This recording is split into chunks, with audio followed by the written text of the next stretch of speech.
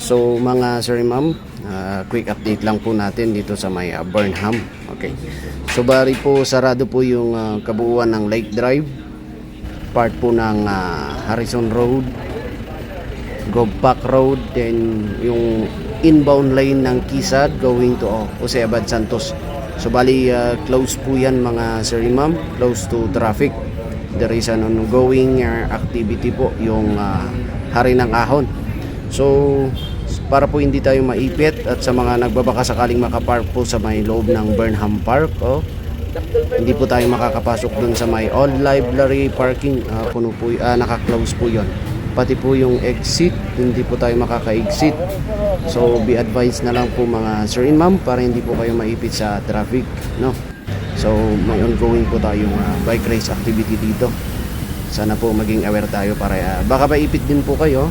Kaya reroute na rin tayo. So yan po yung mga close na kalsada natin mga ma'am and sir. So hoping po na nabigyan ko po kayo ng info para po hindi tayo masyadong maipit sa traffic natin here at the vicinity within Lake Drive, Kisad Road, Jose Abad Santos, Harrison Road and Govpac Road po yan mga sir and ma'am idols po.